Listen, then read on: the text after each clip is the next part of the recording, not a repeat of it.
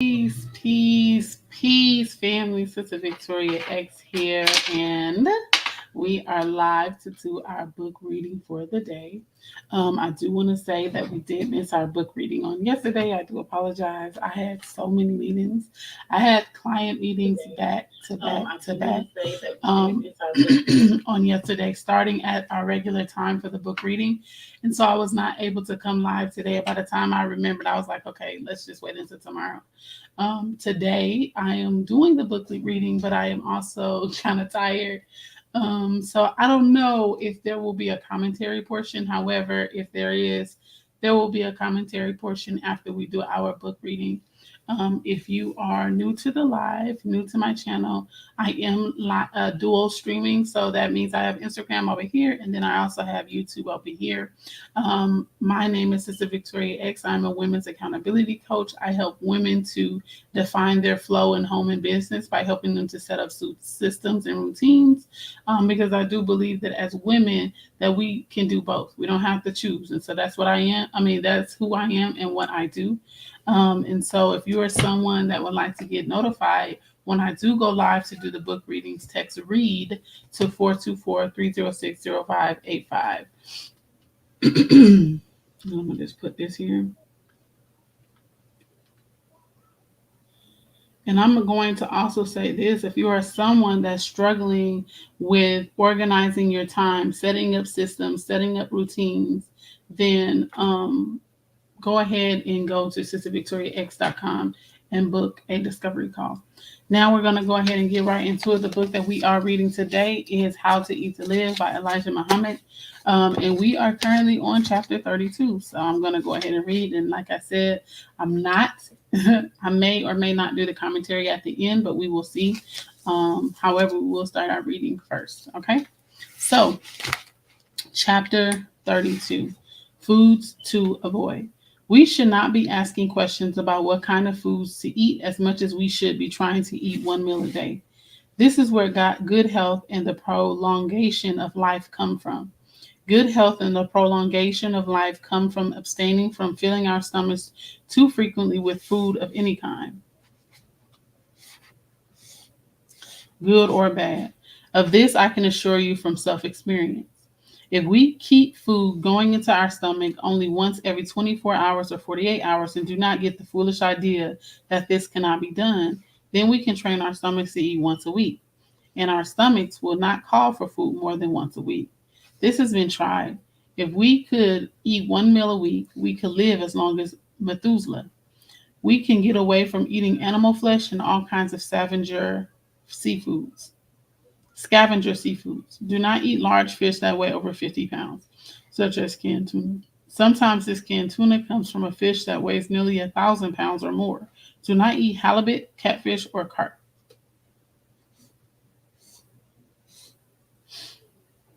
There's a cheap fish called white buffalo, that you can eat, but do not eat any stale fish if you can help it.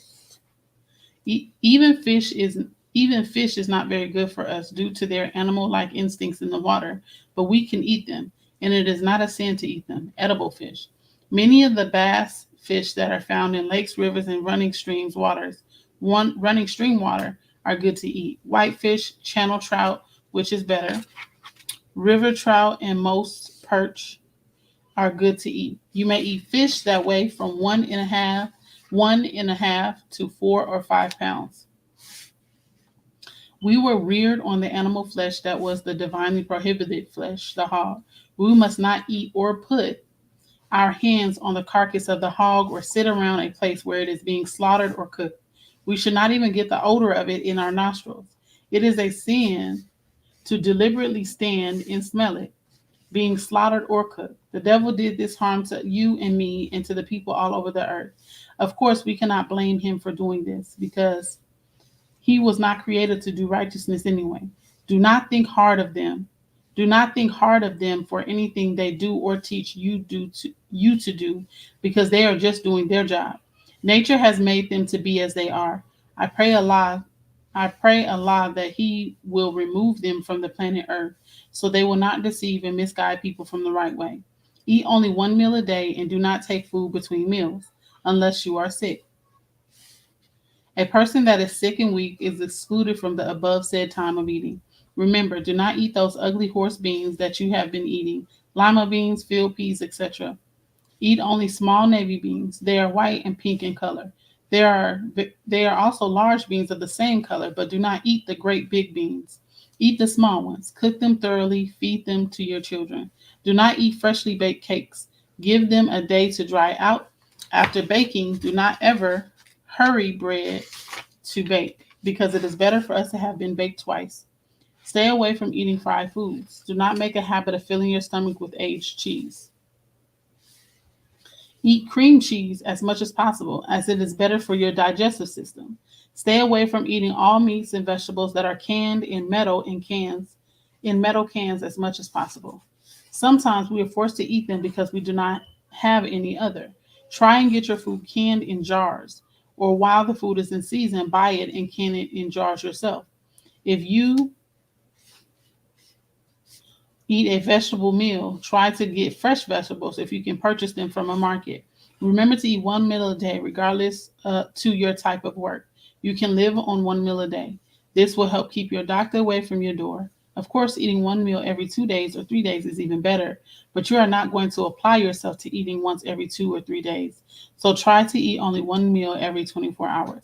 Make a habit of this, and you will feel better and have fewer ailments. Chapter 33: The safest way to eat. The safest way of all to eat is to stop eating so often. 3 meals a day and meals between those 3 meals. In the past, our appetites were as the appetites of swine. The swine has no certain time to eat. It will eat until it is sick and has to lie down. But as soon as it finds a vacancy in the stomach, it eats more food. It doesn't matter what kind of food it may be. The swine eats anything. The swine's life is very short because it comes here eating itself to death, and death soon takes it away. We eat too much and too often, and we eat the wrong food, poisonous foods. Most of our drinks are poisonous. Allah has blessed America with the best of foods and with good water that is plentiful. America has been blessed with everything that she could desire, but after all of these blessings, she is ungrateful and turns good things into bad and wages a war against the God of good and his people. After telling the slaves they were free, America kept them here in order to prey upon them. Now, today, many of the slaves wish to be free of America, but her reply by her actions to our wanting to be free is no. And America continues to give the so called Negroes the same bad food and drink that her America's father did in the days of slavery. America's markets are loaded with swine and loaded with vegetables and fruits, which are preserved and made to look beautiful by having poisonous chemicals poured upon them. There are thousands and hundreds of thousands of herbs, of cattle and sheep, and there are hundreds of thousands of fowl. Yet Americans decorate their tables with divinely prohibited flesh, the swine, and represent themselves as being the true Christian followers of Jesus. Americans have poisonous whiskey and wine by the barrels and vats of all over the country. Yet when this does not make them intoxicated, drunk, and crazy enough, they resort to drugs, the poisonous weeds. Allah has blessed them with so much bread that they set whole fields of good wheat on fire. They burn up the wheat in order to obtain higher prices for it. They are crazy over money and wealth. Now today, Allah threatens with all kinds of plagues, not one kind, but many kinds. Allah withholds the rains from her wheat fields, sends terrific cold and snow upon her fertile breadbasket areas, kills her cattle, livestock, and fowls, and kills her fish that are inland in bahats and rivers with droughts. All of these plagues are falling upon America because she is against God's giving freedom, justice, and equality to the so-called Negroes whose labor she has had for 400 years. Because of America's having broken the divine law which prohibits eating swine flesh, and because of her having fed this forbidden meat to her slaves and to other nations of the earth, Allah God is now taking his blessings away from her. Chapter 34. The poisonous animal eater. God in the Bible, through his prophets, has condemned the eating of the poisonous animal swine. Leviticus 11:7-8. And the swine, though he divided the hoof and be cloven footed, yet he chewed not the cud. He is unclean to you. Of their flesh shall ye not eat, and their carcass shall ye not touch. They are unclean to you. The dietary law given to Israel by Moses is true today. Israel was given the proper food to eat Jehovah approved for them, and that which was forbidden to eat, we should not eat today. The Christians have said that since Jesus the swine is good to eat because Jesus made it good in his teachings. But this is all false and a shield for Christians eating the divinely prohibited swine, flesh of the filthy swine. They even teach you that he has a poison in his flesh. They call it the trichina worm that is only revealed under a microscope. High school children have microscopes set to see this worm in the flesh of swine, but yet they eat it. Why? Because their teachers eat it, and their teacher was the slave master and his children. The white race teaches that we should obey the law of God, but they themselves disobey, and they want you to disobey the law of God. Why? Because they are the devil opponents of righteousness and all the right laws given from the author of righteousness. They want you and me to disobey Allah's laws so that we will come under the curse and destruction of Almighty God. Allah, as they know, they are doomed, and they hope that you and I will suffer the same. Through the eye of the microscope, you will see this poisonous worm that will creep in our flesh if we eat the poisonous animal, swine, hog, or whatever you may call him. The nature of the hog is to eat and thrive on anything edible, filthy or clean food.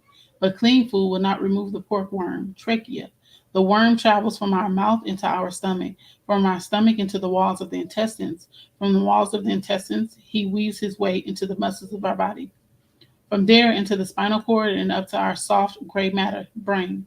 He is there to stay until the preacher says, "From dust we came, and dust we return." The hog or swine causes many ailments of various symptoms, names mentioned. Medical scientists know what has caused these symptoms that we are troubled with. The medical scientists know that the hog is unfit for our consumption. Medical scientists also know that the swine will shorten our lives. But medical scientists also know that they can get rich from the effect of the swine in our bodies. As the hog raiser can get rich by selling 100 or 200 pounds of poison that will take us away gradually. It does not take us away quickly, but gradually. The pork will finally bring you and me to our grave. Not to think of eating the swine. Leviticus mentions in the 8th chapter that we shall not even touch the carcass of the swine. But we are not only touching the carcass, we are eating the carcass. Isaiah 66:17 condemns the people who think it is all right to eat the swine. Just because white people eat it and they think they can be holy in the presence of God, or in a religion they call Christianity, which they received and have not been taught in a God verified religion. This is wrong. God never verified Christianity as being his religion. If he did, he changed his mind when he taught the prophets to submit to him. His religion is entire submission to him. The Arabic word for this is Islam, which means to submit. There are so many little new groups that call themselves sanctified, holy, justified, Christified, and Godified. Such people should read this chapter, Isaiah 66:17 through 18. They that sanctify themselves and purify themselves in the gardens behind one in the midst, the one in the midst is the preacher inviting them to disobey the law of God. Eating swine's flesh and the abomination and the mouse shall be consumed together, saith the Lord. Death is for you who eat the swine. God will not accept eaters as his people after knowledge that the swine is divinely prohibited flesh. The hog, swine, God has taught me in the person of Master Farah Muhammad, to whom praises are due forever, was made from the grafting of cat and dog. The rat is mentioned in the above quoted verse of Isaiah, but the cat and dog are not mentioned. The white theologians knew that if they had given the names of these two animals, the cat and the dog, you would have probably not accepted the hog. But who is better knowing than Allah? The hog was made. Allah taught me for medical purposes to cure the white man's many diseases, since he had been grafted out of the black man and he attracted germs and diseases easily that were possibly incurable.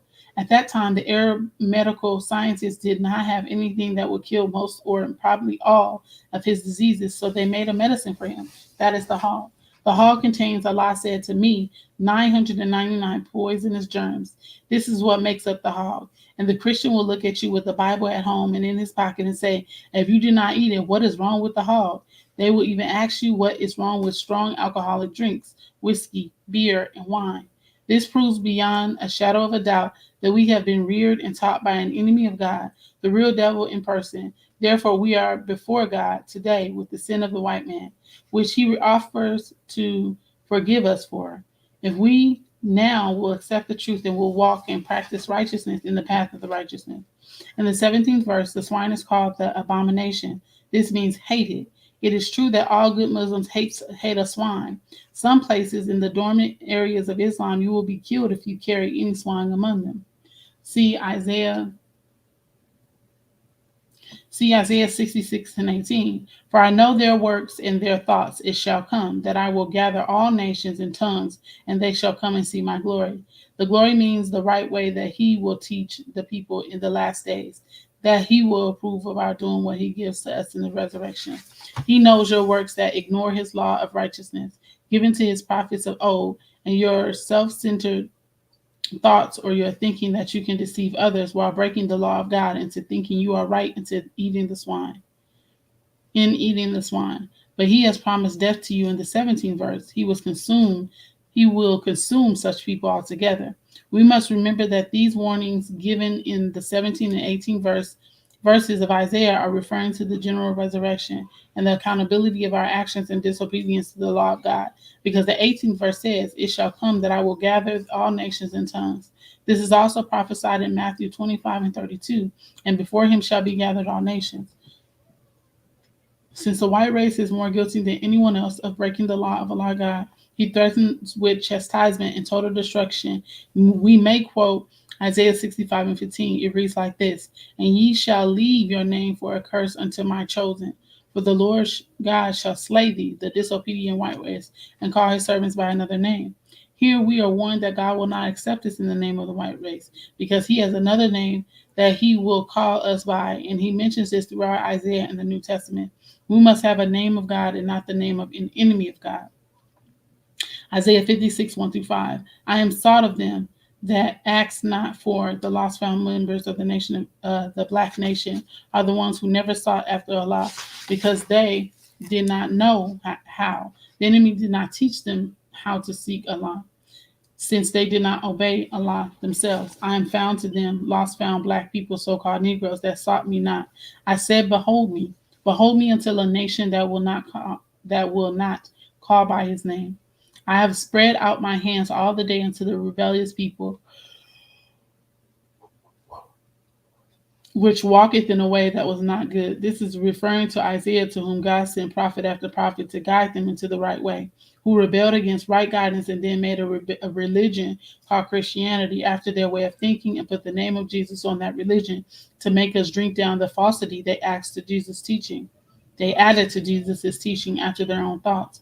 A people that provoketh me to anger continually to my face, that sacrifices in gardens and burns incense upon altars of brick. They barbecue the hog upon bricks and call it their barbecue stand, which remain among the graves. The graves mean their homes, which eat swine's flesh and broth of the abominable things is in their vessel. This is referring to hog or swine in their vessels, which say, stand by thyself. This is referring to the Muslims when it says, stand by thyself. Come not mean only Israel or the white race, but the white race has made the so-called Negro follow his religion, say the same, and especially those who claim sanctification in Christianity. These are a smoke, the offensive smell of the cooking of swine flesh, a fire that burneth all the day. The Christian is cooking the flesh of the swine all day long, and the Muslims and the obedient servant of Allah God smell this flesh, prohibited by God, which is a stink to their nostrils, being cooked. They feel they are guilty of being partakers of the cooking and eating of the swine flesh by smelling the poisonous odor. Keep away from the filthy swine. Do as Allah God bids you. Do not eat its flesh or touch its carcass. Praise be to Allah. And that is the conclusion of chapters 32 through 34 inside of How to Eat to Live by Elijah Muhammad. Man, that it was so good. Okay, first of all, let's start there. If you are someone that would like to get notified when I do come live to do the book readings, please text READ, READ, to 424-306-0585, and I'll send you a text directly to your phone with the link so that you can just hop on. Like I was sharing with you all today, I am a bit tired, so I didn't plan to do any of, the takeaway portion. But I did want to point out something. Where is that part? It was, what is the first chapter? Foods to avoid. Okay, foods to avoid. Good health and the prolongation of life comes from abstaining from filling our stomachs too frequently with food at any kind, good or bad. And that reminds me of Walaikum Salam. That reminds me of in earlier chapters when he was talking about how not to eat until you're really, really hungry. But what we will do is we'll just eat at any given point in time without consideration of our level of hunger. And so when he's talking about good health and the prolongation of life comes from abstaining from filling our stomachs, um, it's literally talking about that, being more mindful about how we are eating and what we are eating. And then he even goes to say, like how we often overthink, like we want to do all of the things at once. And this is something that I share with my clients often, that most of the reason why we don't, most of the time, the reason why we do not accomplish a goal, the reason why we are not successful at a certain task or in a certain area is because we try to start too big, right? We want to create a whole routine for the house instead of just starting with the one of the rooms in the house that's most essential. That way, you're going to start with a house routine or a home routine.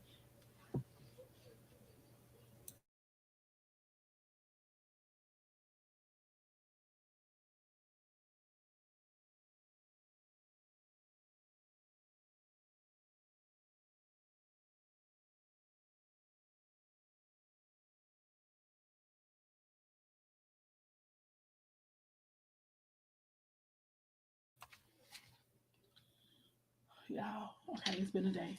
Um, and we'll start too big, and then by day 2 or 3, we realize that okay, we bit off more than we can chew. We get hard on ourselves because we can't commit and do the thing, and then at the end of the day, we just end up throwing our hands up. And this is exactly what he's been talking about through the course of, I want to say, the last 10 to 12 chapters. Don't start off with eating one meal a week. Don't start off with eating every 72 hours. Don't even start off eating every 48 hours. Start off eating every 24 hours. That's the first step. And even then, he says, don't even start off with eating 20 every 24 hours if you are someone that's been eating 3 meals a day. He says if you've been consistent in eating 3 meals a day, your first step is to start off with eating 2 meals a day, cutting off one of those. Once you've been consistent in eating 2 meals a day and your body is no longer desiring one of those meals, go to 1 meal a day, right? And so he gives us the perfect example of how to attack not only just how to eat to live, but goals in general. Don't start off so big that you can't hold yourself accountable to that goal and you end up quitting before you ever started. And in this specific chapter, he talks about not concerning ourselves with the type of food just yet. Like we're just getting into this. We're just starting on this. And the idea of having to remember, having to consider how, what foods are good and what foods are bad is a part of starting to be. Don't worry about the food at this stage he's talking about. He's saying just worry about eating 1 meal a day. Let's start there, right? Because within that 24-hour period, your body's going to help flush out whatever that bad stuff that's going in. But let's not concern ourselves too much with what to eat and just concern ourselves with how to eat 1 meal every 24 hours. Um, and then he goes into talking about, the different fishes that we can eat, and don't eat any fish over 50 pounds. And I did not know that the reason why we couldn't eat tuna was because it was 1,000-pound fish. Like I knew it was over 50,000, so I knew we couldn't eat it, but I did not know it was because it's 1,000-pound fish. And then he goes into saying just constantly reminding us, right, that sometimes when we believe in a thing and we want to strive to do a thing, we overdo it. And he clearly says, eat one meal a day and do not take food between meals unless you are sick. And I think we have a hard time with dealing with some of the ailments that our life has pulled onto us. You know, being consistent and doing bad things, and now we're reaping the now we're having to deal with those bad things showing up in the way of disease. And we are very when we get the knowledge, now we're very down on ourselves. Like, I got this disease, but I'm still going to try to eat one meal a day because blah. But the reality is, even the messenger himself gave the provision. Eat one meal a day unless. So we have to start being more responsible and more accountable to ourselves to say, this is where I am in present time. It doesn't mean that you will always be there, but you can prolong your stay there if you are trying to do something that is not made for you to do. If you are sick, if you are dealing with certain issues of organs, if you are dealing with certain things, eating one meal a day may not be for you until you have started to get used to eating the right foods, and then you transition into that once you've gotten over that ailment. But I love, love, love the fact, and this is even for me too, because I spoke with you all earlier with reading this book. He kept saying it, he kept saying it, he kept saying it. And I want to say on like day 4, I finally got the message that me, as someone who's dealing with kidney issues, cannot go a full day, whether it's sun or whatever, without water. So what did I have to do? I had to address the issue. I have an issue. Next, I had to modify my fast. My journey with eating to live is up and down. One day I hope to master the law of eating to live. Yes, ma'am. And know that there's no perfect way, right? You're not going to get it right every time. But those of us that are struggling with it know that we don't have to jump into the mistake once we make it. We will eat something wrong by accident, or we'll break our fast by accident. And the first thing we do is jump all in it. Well, shoot, I broke the fast now. Let me eat the whole bag of chips. That's no. You unintentionally broke the fast, which the messenger has said that I think it was the minister, or is it the minister or someone from the Rasham? I believe it might have even been Brother Ishmael, that if you unintentionally eat something during your fast, that does not mean that your fast is broken. But we will unintentionally eat and like, oh, dang, I broke the fast. Now we jumping into 2 and 3 bags, being guilty, instead of saying, whoop, I broke my discipline. Time to get back on track. I might have ate that chip, but I ain't going to eat no more. I'm going to continue the rest of the day with my fast. And that's how we are with most things. We'll know that we're being lazy. We'll know that we're procrastinating. And instead of getting up to do something about it, we will sit in it. We don't even strive to make the correction of the action. That it has us feeling down, that has us feeling less than ourselves. So we have to strive to change our condition in real time. Once it comes to your mind, once you notice that you're talking to yourself poorly, change it. You don't got to wait to read an affirmation. You don't have to wait to hear somebody's social media post. You don't have to wait to listen to a lecture. Change it in real time. The other thing that he brings up, let me see, was talking about eating cream cheese. He said, eat cream cheese as much as possible, and it's better for your digestive system. I did not know that, okay, because I love cream cheese, okay? So I'm going to have to look up some like cream cheese recipes because I want to, I want to see about that. That was actually blew my mind. I actually just read that to my husband prior to jumping on, and then it turns out to be in the reading from today.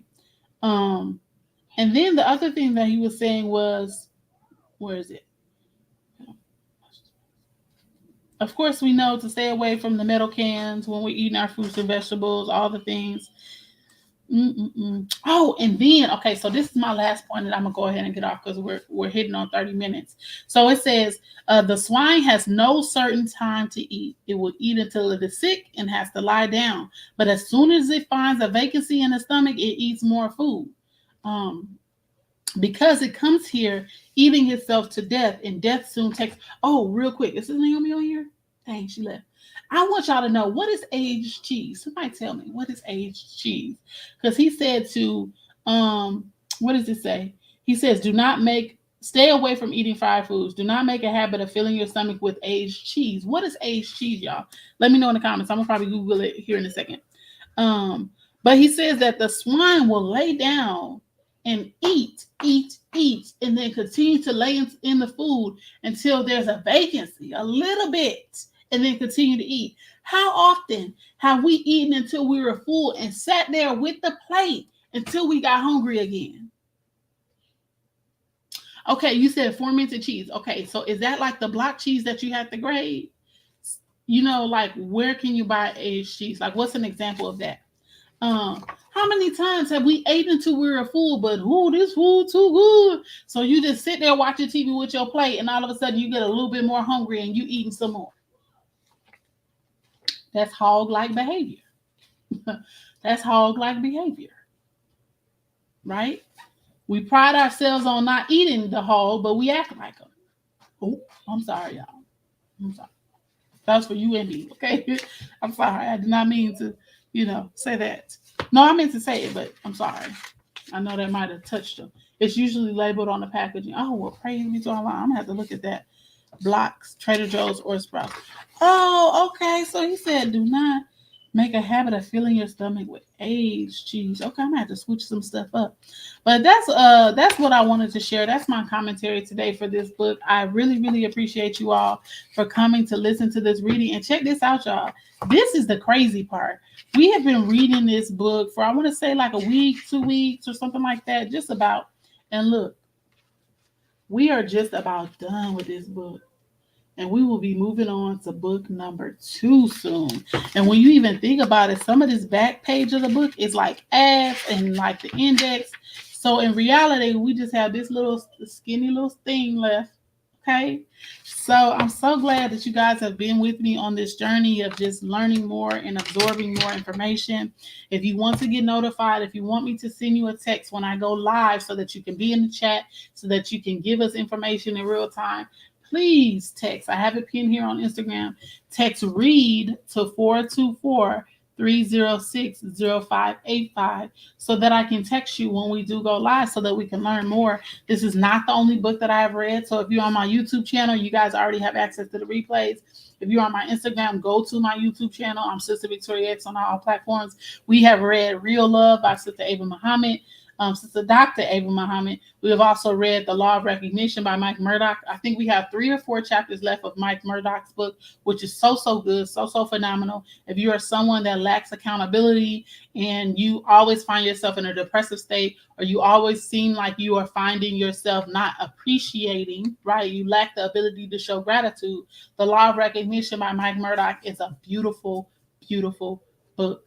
So I want to thank you all for coming out. For those of you on Instagram, don't forget to like, comment, and subscribe, okay? Turn on your post notifications so that you can get notified on YouTube when I do go live, and share this video with someone that you know will enjoy the information I've shared today. So that is going to be the end for you all on YouTube.